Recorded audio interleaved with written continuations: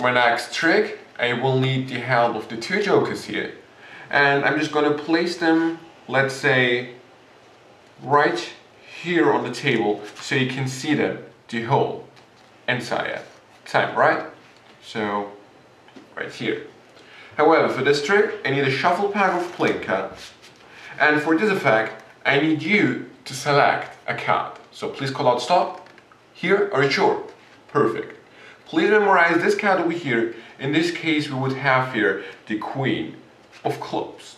Now, once you have memorized this card, I can tell you the idea behind this trick. I want to trap the Queen of Clubs in between the two jokers. To make this happen, I just have to sandwich the Queen of Clubs in between the deck. And by doing that, I'm ready to get started with the sleight of hand part of this trick. Now, to make the Queen of Clubs, I think was the card trapped in between the two jokers, I have to take the deck, wave it over the two jokers, and I should be done.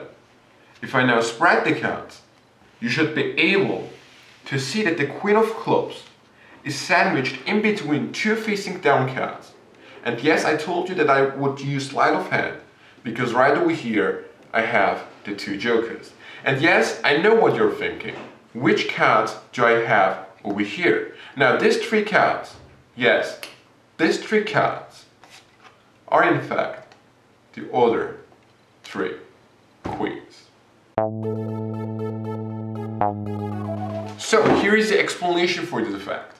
For this effect, you need the two jokers and you will need the four queens. Of course, you can use any four of a kind you wish, but if you want to use the same title for this effect, then you have to use the queens. So the setup looks like that. You take one of the queens, in this case, let's take the Queen of Spades, place it underneath the pack. Then you take the other three queens, place them facing up on top, and the two jokers facing down on top, like so. So two jokers, three facing up queens, and one queen on the bottom. Now, to get started, you can get started with the trick by catching a break underneath the queens, like so. And then what I'm doing is I push off one of the queens, one of the jokers, turn it around, and as I turn it around, I also tilt the deck so they can't see this facing down card here. Because when I'm pushing it over, I don't want this pack here to see the facing up queen. So I'm here, one, then two, I show them to the spectators, and then turn them around and place them facing up on the facing up queens.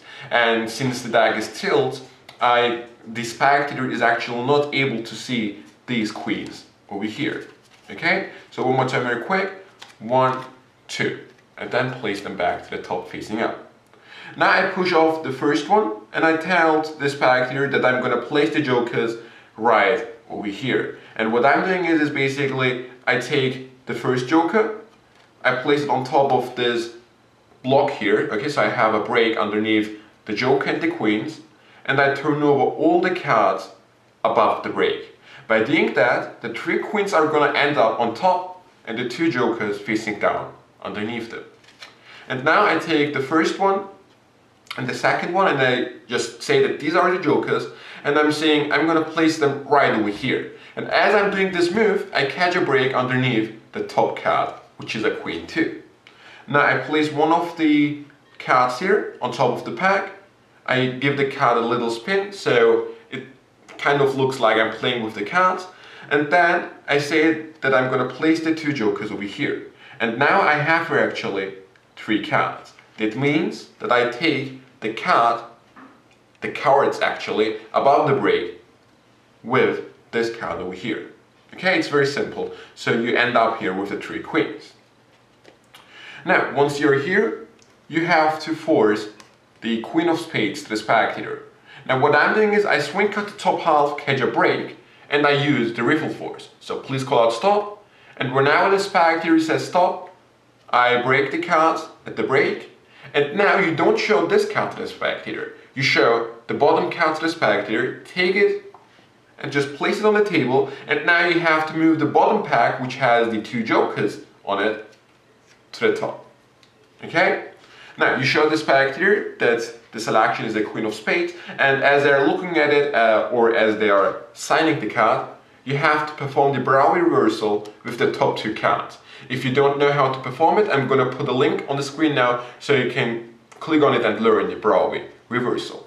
However, once you have performed the Brownie reversal, you're going to say that the idea behind this trick is to make the queen of spades get trapped in between the two jokers. And as you're seeing this, you catch a break above the bottom facing down card, which is a joker, so it would look something like this. Now, as you're seeing all of those things, you're going to swing cut the top half of the pack.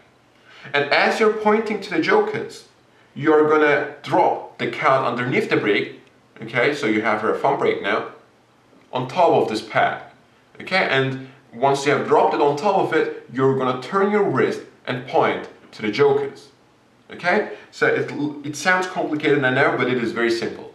So you would have your break, and you say the idea behind this trick is to make the queen of spades get trapped in between the two jokers. And I'm already done, okay? Now once you're here, you basically take the queen of spades with your other hand. Don't turn your wrist because you don't want to show that you have her facing down card.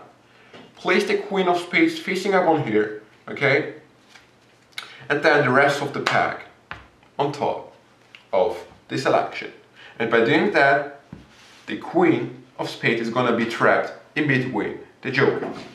Now at this point you just have to act a little bit. You can say that you're going to use some magic, or I say that I want to use some sleight of hand. I do a move like this, and now I reveal that the two jokers jumped into the pack and trapped the queen of spades. And at this point, of course, the spectator is really surprised because they thought that the jokers are here. Now I take those three cards, okay, they think these are two. I square them up, and now I take the top two cards and just move them to the side because I want to reveal that I have here actually three cards. Okay, you can do any sandwich reveal you wish, and what I'm saying is these three cards, and of course they are kind of surprised because they just see two. And then I say, oh sorry, these three cards, so I do a sandwich reveal, and I show that these are the other three queens. And that's the explanation for this trick. I hope you enjoyed it, and I see you next time.